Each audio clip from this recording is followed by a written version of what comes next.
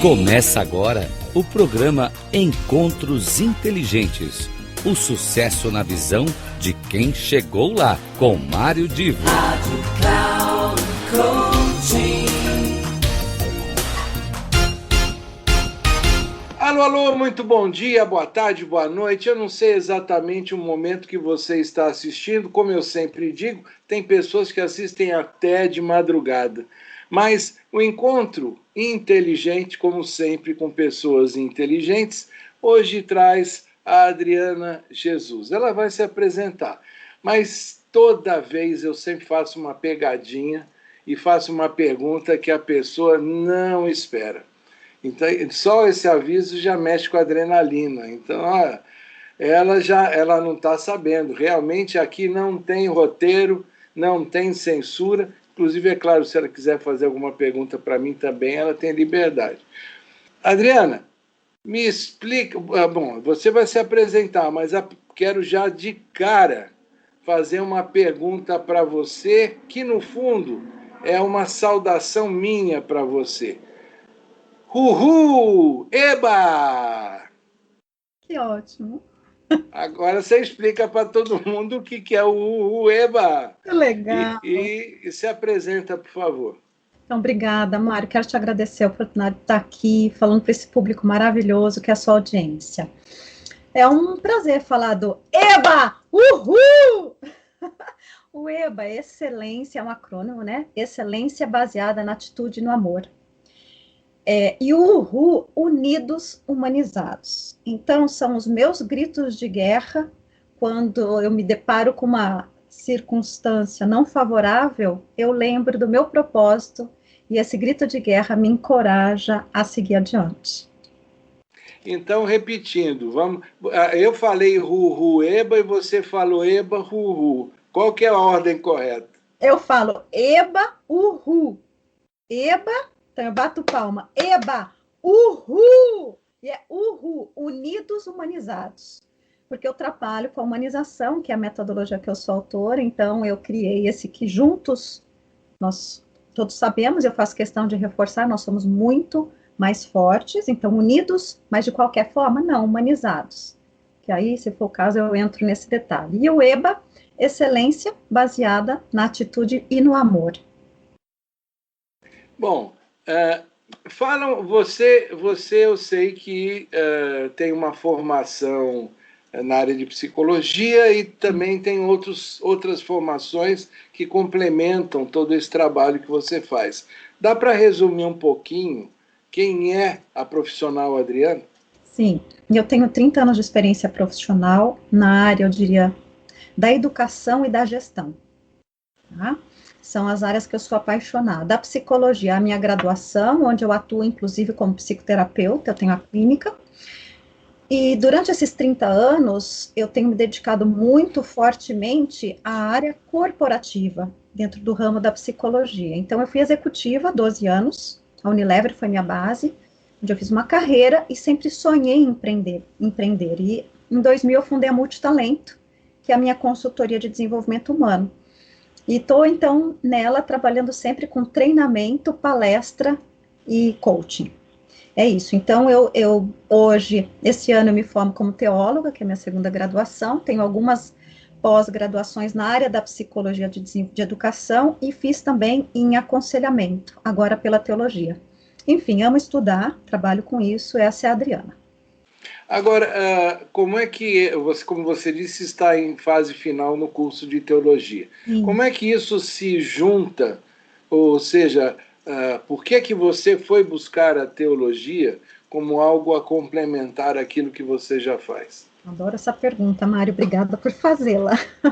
Eu sempre tive, desde muito jovem, até pela minha personalidade, uma visão sistêmica, integral. Eu gosto dessa visão ampla e não bitolada, restrita. Eu digo o seguinte, nós humanos, nós temos um funcionamento, a humanização também fala disso. Nós somos pensamento, sentimento e ação. Então eu digo assim, o pensar é a filosofia, o sentir é a psicologia e o agir é a teologia. Então a teologia, para mim, ela nos dá os princípios do bom convívio humano para que tudo nos vá bem. São as regras do jogo. Agora, tem algumas perguntas que eu vou fazer para clarificar, porque muita gente pode ficar na dúvida. Quando se fala em teologia, normalmente há uma ligação direta, pelo menos na interpretação de grande parte das pessoas, com religião, com aspectos ligados à religião. Dá para você explicar, eu sei que não é a mesma coisa, mas dá para você explicar como a teologia você definiu ligada à ação e a religião ela é ligada mais a uma crença? Como é que essas coisas são na realidade e por que as pessoas confundem que estudar teologia é estudar religião? Então, o que eu te diria, a religião, ela tem muita interferência do homem, tanto que nós vimos o quanto de denominações nós temos no Brasil, mais de 50 mil. Então, são denominações... 50 mil denominações de religião? Igrejas diferentes e denominações diferentes. É um absurdo, assim, a complexidade. Quem cria, quem funda, são homens. Para todas as linhas religiosas, nós temos... porque, você desculpa eu ter te interrompido, é que quando a gente fala em igreja, normalmente a gente associa com o catolicismo, com a igreja, basicamente, a religião cristã. Mas existem outras religiões onde não se chama igreja. Não. Isso está também dentro dessas 50 mil ou você só falou das igrejas mesmo? Não, tudo que você imaginar hoje de denominações, que são os nomes dados para igrejas. Então, tem do sétimo dia, tem do amor de Cristo, Jesus salva. Cada um pode pegar um CNPJ ou constituir uma igreja. E assim é o nosso país. A teologia, e aí me atendo a isso, que é o que eu fui estudar, não a religião, mas a teologia, o que eu estudo, onde eu escolhi estudar, é estudar a escritura bíblica, entender muito do evangelho e a origem da religião no mundo, como é que aconteceu antes de Cristo, inclusive. Então, eu gosto desse tipo de conhecimento, eu acho ele útil, relevante. E o que eu faço com isso? Claro que eu vou usar o meu crivo, porque eu naturalmente sou filosófica, tá? Que é a minha terceira faculdade que eu começo ano que vem é a filosofia, e aí vou estar bem feliz. E o que é a filosofia? Então, deixa eu só fazer um parênteses para seguir na teologia. Quando eu falei da filosofia, o pensar, porque a filosofia só sei que nada sei, né? Como já diz o nosso sábio. Só sei que nada sei. Então, assim, essa arte do pensar, de indagar, que você falou de pessoas inteligentes, o que nos torna inteligente? Mais importante do que a resposta é uma boa pergunta. E a indagação, ela é da natureza filosófica. Muito bem, então, isso é algo que sempre me instigou, puxa vida. E aí eu sou questionadora por natureza. E desde jovem eu olhava, nossa, vou para a igreja católica, o padre tem um jeito de falar que eu não entendo, que eu acho difícil, e não me conecta. Sou obrigada a ir à igreja. Mas não acho aquele lugar legal, porque eu não consigo entender. E eu cresci assim. Quando eu me tornei uma adulta, com maior discernimento, com essa questão do arbítrio e da escolha, eu comecei a pesquisar o que mais existe, que outras pessoas, quem fala do espiritual. E aí eu fui conhecer, tem igreja batista, tem a igreja protestante, tem todas que vocês conhecem, que eu não vou me alongar para a gente não perder o nosso foco aqui. E aí eu percebi claramente o quanto tem interferência do homem para falar de religião, que a religião tem a ver com isso. Eu quero doutrinar dentro de um princípio que eu acredito que é a minha interpretação do evangelho de como deva ser. Então a gente sabe que para os tempos atuais, tem igrejas que dizem que a mulher tem que sentar de um lado da igreja, o homem tem que sentar de outro, ela não pode cortar o cabelo, ela tem que usar saia, não pode ver TV, enfim, tem todo um protocolo a ser cumprido. Tem pessoas que se conectam com isso e se engajam, e aí eu vou seguir isso. Só que quando você lê a escritura bíblica, não faz menção a isso. Não existe isso em lugar nenhum das 2.500 páginas falando sobre isso. E isso começou a me preocupar quando eu li a Bíblia toda. Eu falei, opa, como assim? Eu estou pegando o manual do construtor e está diferente do que eu estou ouvindo. Eu vou estudar teologia. E foi o que eu fiz e é o que eu faço. E aí eu tenho curtido de falar, então, da espiritualidade. Então, quando eu falo teologia, eu estou falando muito mais de um caráter e de um estilo, um princípio de vida. Como eu quero viver. E aí eu gosto muito, né, de não faça ao outro o que você não quer que seja feito a você. E para mim o máximo que eu amei, porque como psicóloga, que foi minha vocação original, querer fazer psicologia foi minha escolha primeira, meu primeiro amor, vamos dizer assim, eu sempre pensei na psicologia. O primeiro amor nunca se esquece. Nunca se esquece. Eu pensei assim, o que me leva a fazer psicologia? E eu, jovenzinha, pensava, eu preciso aprender sobre autoestima. E eu creio que a autoestima é o fio da meada da vida. Porque é ela que vai me dar curiosidade para me cuidar, para me conhecer, porque a minha estima por mim vai querer saber quem eu sou e respeitar quem eu sou. E aí eu amarro agora com a teologia que diz, amar o próximo como a ti mesmo. Mas se eu não tenho autoestima, como que eu vou te amar? Então essas coisas para mim conversam muito, Mário. Percebe? Realmente, como é que eu vou transbordar na tua vida, no sentido de pedir desculpa quando eu erro, quando eu abuso da sua boa vontade, porque eu me sinto confortável na tua presença, e o preço que você paga por isso, muitas vezes, é a minha negligência com você.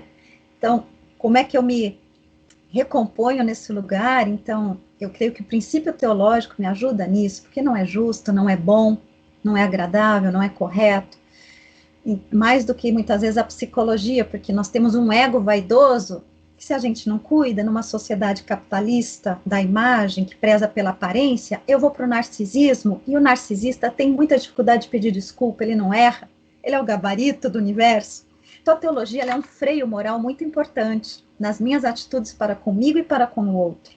Então, mas aí a teologia entra não só no sentido de você se incorporar com a teologia, os preceitos da teologia para a sua relação com a humanidade, ao mesmo tempo fazendo parte do trabalho que você desenvolve, querendo traduzir este tipo de interpretação, digamos assim, alongada, mais holística, para aquelas pessoas que você atende, é isso?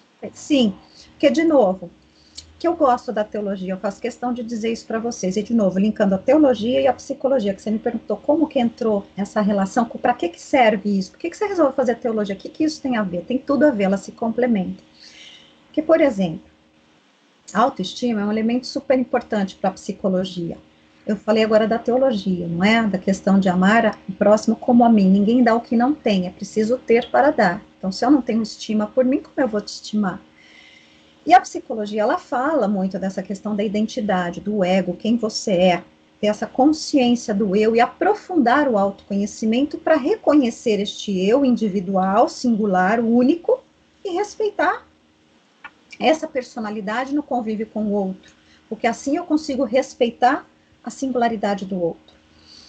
Então, veja, quando eu falo da autenticidade, da autoestima, imediatamente me vem outro atributo muito importante, que é a autenticidade. Né?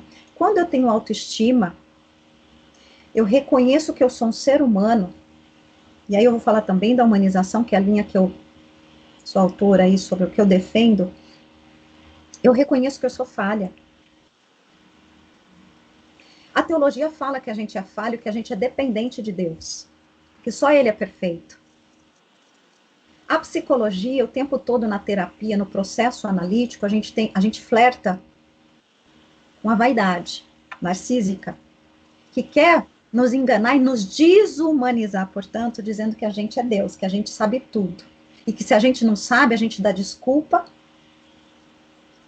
ou a gente se justifica, ou a gente joga na conta de alguém. Ah, é porque o outro não fez, o meu pai não me ajudou, a minha mãe foi dura comigo. A gente terceiriza. E fica infantil. Fica vítima, fica refém. Só que a teologia vem e fala que foi para a liberdade que eu vos libertei. Então, que papo é esse de vítima? Ela reafirma dizendo que você tem um livre-arbítrio para fazer escolhas. Então, peraí, eu estou escolhendo ser vítima, porque eu sou liberto. Então, essas coisas se conversam muito, e aí eu olho para a teologia na minha vida, e na vida das pessoas que eu conduzo, que eu mentoro, faço coaching, ou psicanálise, seja lá o treinamento, eu uso a teologia como sabedoria de vida. Que são palavras carregadas de utilidade, de bom senso, de sensatez, de discernimento, que é o que é fundamental para que a gente tenha uma vida do jeitinho que cada um de nós quer. Uma vida com paz e realização, não é? E aí eu quero trazer uma palavra que ela é impactante para quem não conhece, mas me parece que ela seria o resultado final disto que você está nos desenhando, que é o conceito da egrégora, né? Uhum. Essa ideia de egrégora é a ideia de que as pessoas juntas elas fazem mais, né? Elas alavancam.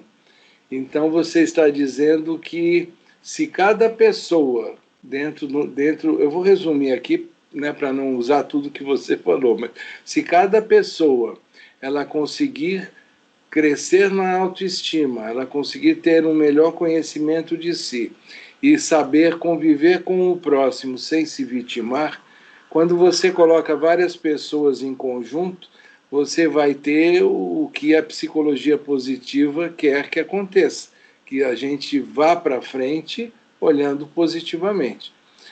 Note que eu não quis usar aqui uma terminologia, digamos, técnica, mas apenas o conceito, né, para que fique claro a ideia de que juntos podemos mais. Nossa, é isso? É isso. Por isso que eu falo dos unidos, mas de que forma? Uhul. Unidos de que forma? Humanizados. Com essa consciência que você acabou de descrever super, com muita clareza. E também teologicamente, e aí psicologicamente, não é bom que o homem ande só. A mulher feita da costela, vamos dizer, tá? Para quem gosta de história, para quem não acredita, vamos pensar pelo menos na história. Né? Eu vou contar um storyteller aqui de Gênesis. Então, não é bom que o homem ande só. E foi feita a mulher da costela, para que a gente seja uma egrégora.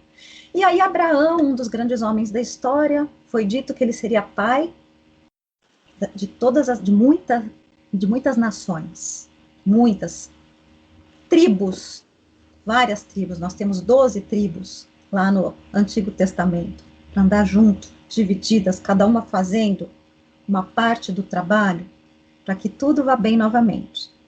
Isso teologicamente. Na psicologia, falando desse conceito da egrégora, ou de estar junto, da convivência, do quanto é fundamental, pesquisas comprovam que o bebezinho ou o animal, que antigamente se fazia pesquisa, né, na tempo de Skinner, com macaco, com rato, enfim, com animais, comprovam que o filhote, quando ele é alimentado pela mamadeira e não tem o contato humano, ele morre. Ele definha. Então a egrégora ela não tem só esse aspecto intelectual dos talentos, do meu talento ao seu serviço, que é super importante, é super nobre, a gente deveria sim se preocupar em descobrir os talentos para fazer uso pleno deles, chegar no nosso máximo, para ter uma vida digna, de satisfação, realização e bem-estar, isso é muito bom. Mas tem o contato humano, que a pandemia veio escancarar o tanto que as pessoas estão ansiosas, angustiadas, mais abatidas, algumas depressivas, ou muitas, por conta do isolamento, da dificuldade do abraço. Imagina, você encontra a tua família com culpa já, com medo, não só por você, mas principalmente pelo outro. Vai que eu não tenho sintoma, e eu estou contaminando o meu avô, a minha mãe, o meu irmão, ou alguém.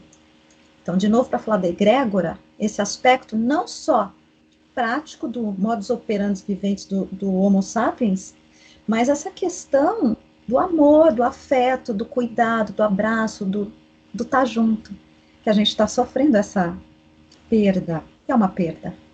Aliás, como você, digamos assim, o próximo passo é para a filosofia, né? Sim. Você sabe que normalmente, você que dá muito treinamento, em algumas vezes a gente cria o grupo num círculo, né, num semicírculo, na realidade, né, em que as pessoas estão de frente para quem está sendo instrutor e uma para outra. E eu costumo dizer que naquele instante, em várias palestras ou workshops, né, eu costumo dizer que nós ali estamos formando uma ágora para se criar uma egrégora. Então, a egrégora a gente já falou que é essa soma. E a ágora o nome que se dava já para os filósofos que se reuniam e estavam lá para discutir algum assunto e tentar, numa troca de conhecimentos, ou numa troca de ideias e opiniões, né, caminhar para um conhecimento maior de todos eles. Então, agora você vai trabalhando com a filosofia, você vai, para os seus alunos, você vai criar uma ágora. Maravilhoso, é isso, é exatamente isso. Mário, eu tenho uma tela mental, eu faço as minhas projeções mentais, eu faço minha visualização, psicologia positiva, neurociência fala, pensamento é comunicação, comunicação gera sentimento, sentimento vira realidade. Então a gente tem que orar e vigiar, aqui, né, que a escritura fala orar e vigiar, e o povo fica o quê? E eu digo, os pensamentos, gente, porque eles comunicam o seu destino. Então, orar e vigiar, porque a sua próxima atitude nasce no teu pensamento de agora. Eu penso algo, eu sinto, eu acho. Eu penso, oba, hoje é dia de encontrar o Mário e toda a galera dele. Eu sinto que entusiasmo, e a minha atitude, tô aqui, cheia Ainda bem, hein? Pior seria se viesse toda cabisbaixa e falar, poxa, mas que rolo que eu me meti, agora como é que eu fujo dessa? Não, meu querido, impossível. Eu estou aqui focadíssima na missão, conectado com um homem incrível que está impactando, alcançando e transformando vidas. Então, é uma honra estar com pessoas como você. Eu me sinto... Mas eu vou parar essa conversa agora. Sabe por quê? O meu papo com a Adriana Jesus foi muito longo mesmo.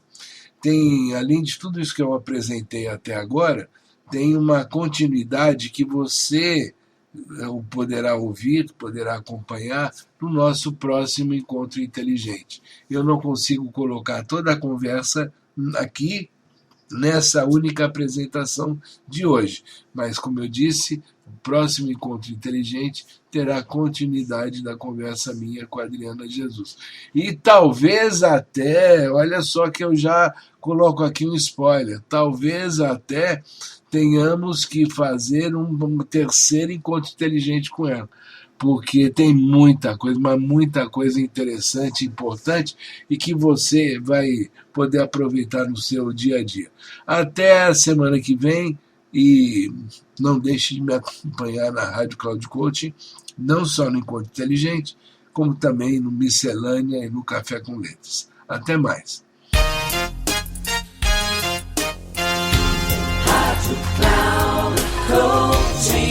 Terminando Encontros Inteligentes, o sucesso na visão de quem chegou lá, com Mário Divo.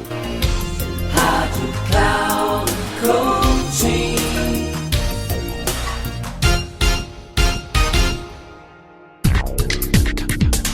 Não perca Encontros Inteligentes, o sucesso na visão de quem chegou lá, com Mário Divo.